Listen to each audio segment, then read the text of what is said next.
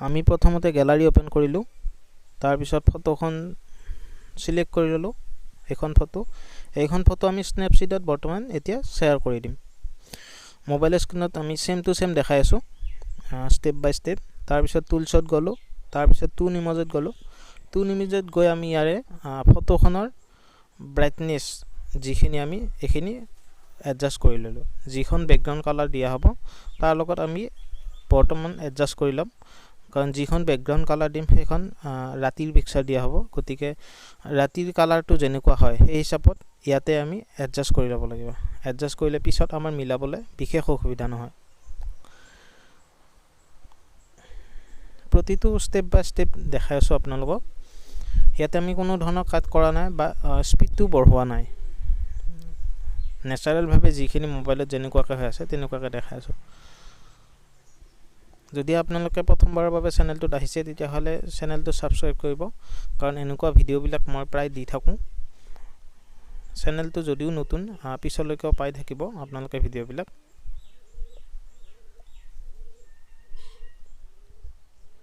এখিনি কৰাৰ পিছত আমি ৰাইট ক্লিক কৰি এখিনি আমি সেভ কৰি লম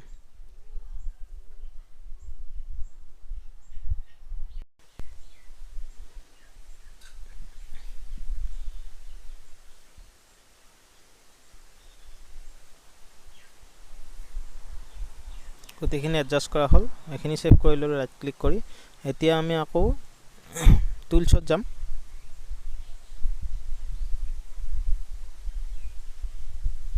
টুলছত গলো টুলছত গৈ আমি ডাবল এক্সপোজাৰ ইয়াতে আমি এক্সপোজাৰ ইয়াতে আমি ব্যাকগ্ৰাউণ্ড ফটোখন আমি সিলেক্ট কৰি লম ইয়াতে ব্যাকগ্ৰাউণ্ড ফটো এখন আমি ৰাতিৰ ব্যাকগ্ৰাউণ্ড ফটো দিছো ধুনিয়াকৈ এডজাস্ট কৰি যাতে ৰিয়েলিস্টিক যেন লাগে ফটোখন যাতে ৰাতি উঠোৱা ৰিয়েল যেন লাগে তেনেকুৱাকৈ আমি এডজাস্ট কৰি লম তাৰ পিছত আমি ইয়াৰে ব্যাকগ্ৰাউণ্ডৰ কালাৰটো বঢ়াই দিম বঢ়াই দি ৰাইট ক্লিক কৰিম আপোনালোকে ভালদৰে মিলাই ল'ব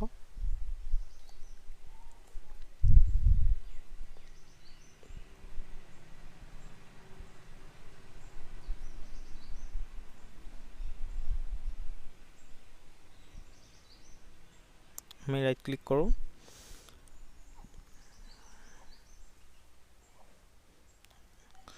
এতিয়া আমি ওপৰত তাতে আমি ক্লিক কৰিম ওপৰত যেটো আপুনি সেকেন্ডটো যেটো শেয়াৰ দেখিছে তাতে আমি ভিউ দিছ যাম ভিউ দিছ গৈ যেটো ডাবল এক্সপোজাৰ আছে তাতে আমি এটো টুলছৰ দ্বাৰা ব্ৰাছৰ দ্বাৰা আমি এখিনি কি কৰিম ব্যাকগ্ৰাউণ্ড কালাৰটো পিছফালে আনিম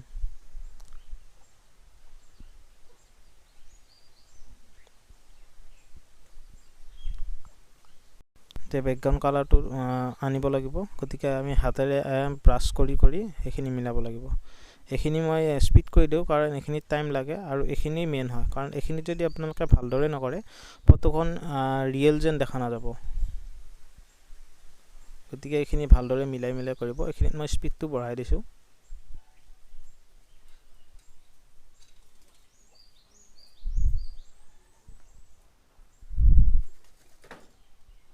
ইমান টান নহয় ইজি হয় হলো কিছুমান চাব লাগে কাৰণ বহুত মানে এটো খৰক কৰিব নোৱাৰে লাহে লাহে কৰিব লাগে গতিকে চাই লব আপোনালোকে স্টেপ বাই স্টেপ প্ৰতিটো স্টেপে দেখাই আছো কোনো কাটিং কৰা নাই ইয়াতে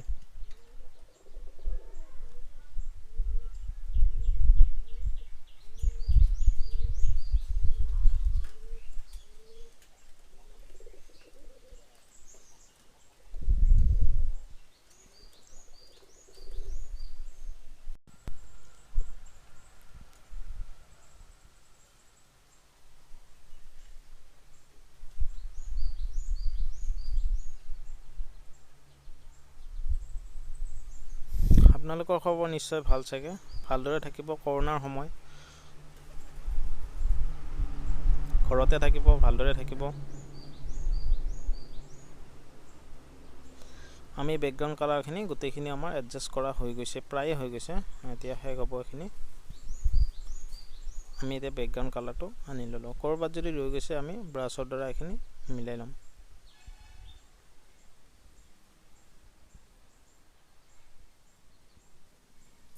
এতিয়া আমি ৰাইট ক্লিক কৰিলি সেভ কৰি ললো এতিয়া আমি বেক গৈ টুলছত গৈ আমি এতিয়া আকৌ ফটোখন ক্ৰপ কৰি ল'ম, কাৰণ বেকগ্ৰাউণ্ডৰ যিখন ফটো দিয়া হৈছিলে আৰু আগৰ যিখন ফটো আছিলে সেইখন দুখন মিলা নাছিলে। এতিয়া ক্ৰপ কৰি আমি সমান কৰি মিলাই ল'ম। এতিয়া টুলছত গৈ কেনে টিউন ইমেজত গৈ আমি বেকগ্ৰাউণ্ডৰ লগত এইখিনি মিলাকে আমি বৰ্তমান ব্ৰাইটনেছটো কমাই ডাৰ্ক কৰি লৈছোঁ। তাৰপিছত আমি ব্ৰাছৰ সহায়ত ভিউ ডিটত গৈ কেনে আমি আকৌ ব্ৰাছৰ সহায়ত এইখিনি বডিটো মিলাব লাগিব। আপোনালোকে চাই ল'ব পাৰে, একবাৰ কমাই দিছোঁ একবাৰ বঢ়াই দিছোঁ যাতে আপোনালোকে এডজাষ্টত ৰাখিব পাৰে। এইটো আপোনালোকৰ হিচাপ মতে প্ৰতিটো বেকগ্ৰাউণ্ড যিহেতু একে নহয়, মই যিখন দিছোঁ সেইখন আপুনি নিদিব পাৰে, বেলেগ আপোনালোকে গুগলৰ পৰা ডাউনলোড কৰিব, HD কোৱালিটি ডাউনলোড কৰিব।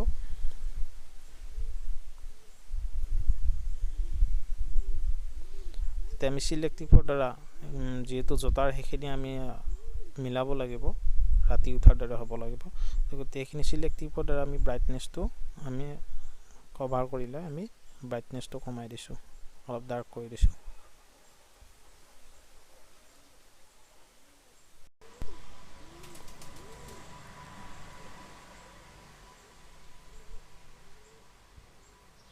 ভিডিঅ'টো অলপ লং হৈছে কাৰণ প্ৰতিটো ষ্টেপে মানে কোনো ধৰণৰ প্ৰায় ফাষ্ট কৰাই নাই। মোবাইলত যেনেকৈ স্ক্ৰীন ৰেকৰ্ডিং কৰোঁতে যেনেকুৱাকৈ কৰা গৈছে তেনেকুৱাকৈ কৰা গৈছে। আপোনালোকেও ভালদৰে বুজি পাব ষ্টেপ বাই ষ্টেপ দেখাৰ কাৰণে। এতিয়া আমি ভিউ ডিটছত গৈ কেনে আমি আকৌ ব্ৰাছৰ দ্বাৰা এইখিনি মিলাব লাগিব। যিহেতু ছাইডটো বেকগ্ৰাউণ্ডৰ যিটো ছাইডটো এইখিনি আমাৰ বেছি ডাৰ্ক হ'ব, ফটোখনৰ লগত নিমিলিব। ফটোখন বেছি বগা হৈ থাকিলে ছাইডটো যদি বেছি ক'লা হৈ থাকে তেতিয়াহ'লে এইটো গম পোৱা যাব যে এখন ফটো বেলেগৰ পৰা আনি কি কৰা হৈছে, পেষ্ট কৰি দিয়া গৈছে। ফটো এডিট কৰা বুলি গম পালে অলপ ৰিয়েলিষ্টিক হ'ব লাগে, কাৰণ ডাইৰেক্ট যদি ফটোখন পেষ্ট কৰি আনি দিয়া বুলি গম পোৱা যায় তেতিয়াহ'লে এডিট কৰাৰ কোনো পাৰ্থক্য নাথাকে।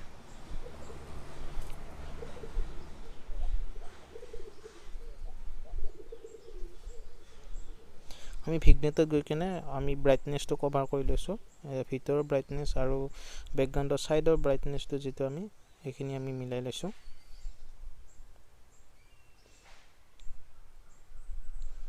এতিয়া আমি ভিউ ডিটছত গৈ কেনে আকৌ সেইখিনি আমি কি কৰিছোঁ, ব্ৰাছৰ দ্বাৰা মিলাই লৈছোঁ। এতিয়া আপোনালোকে আপ ডাউন যিটো আছে এইখিনি আপোনালোকে কালাৰটো মিলাই ল'ব পাৰে। যদি আপোনাক হাফ কালাৰ লাগে তেতিয়াহ'লে 50 ৰাখিব, যদি ফুল লাগে 100 ৰাখিব, যদি আপোনাৰ কালাৰখিনি মচিব লাগে তেতিয়াহ'লে 0 ৰাখিব। এতিয়া আপোনালোকে এডজাষ্ট কৰি মিলাই ল'ব। কেইবাৰমান চোৱাৰ পিছত এনেই আহি যাব আপোনালোকৰো।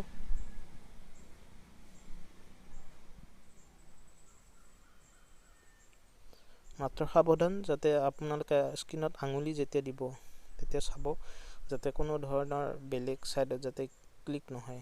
ক্লিক হ'লে এইটো আপোনাৰ স্পট পৰিব ফটোখনত। এইখিনি ৰাইট ক্লিক কৰি ছেভ কৰিলোঁ। এতিয়া আমি HDR স্কেপত যাম। HDR স্কেপ তাতে গৈ কেনে অলপ এইখিনি মিলাব লাগিব।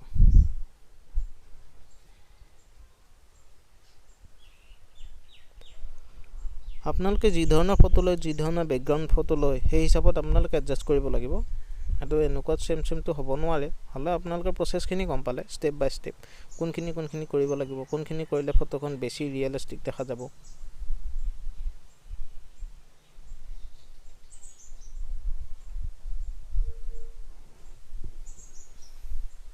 প্ৰায় ফটোখন সম্পূৰ্ণ হৈছে। বেছি ষ্টেপ আমি ইয়াতে ইমান ইউজ কৰা নাই, কিন্তু যিখিনি কৰিছোঁ ব্ৰাছ মাৰিব লগা হোৱাৰ কাৰণে আমাৰ টাইম লাগিছে।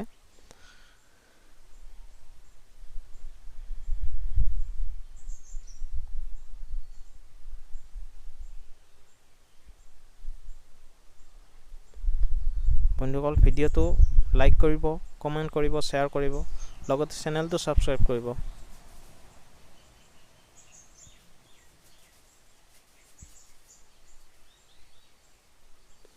এতিয়া আমি আকৌ ভিগনেটত গৈ আউটাৰ ব্ৰাইটনেছটো অলপ মিলাই লৈছোঁ, আউটাৰ ইণ্টাৰ দুটাই মিলাই লৈছোঁ।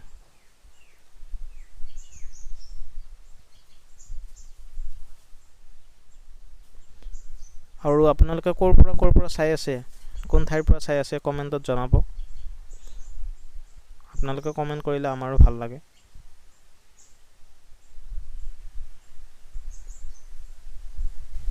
আমাৰ ফটোখন টোটেলি হৈ গৈছে এতিয়া আমি ফটোখন সেভ কৰিম ফটোখন সেভ হৈছে এতিয়া আপোনালোকে ফটোখন চালে গম পাব কেনেকুৱা হৈছে তো বন্ধুসকল আপোনালোকৰ ধন্যবাদ জনালো এই ভিডিওটো চোৱাৰ কাৰণে এইখন ফটো চাই লওক একদম ৰিয়েলিস্টিক যেন লগা হৈছে ফটোকে আপোনালোকে জুম কৰি নাচালে ফটোকে কোনো ক'ব নোৱাৰে যে এখন এডিট কৰা হৈছে ধন্যবাদ বন্ধুসকল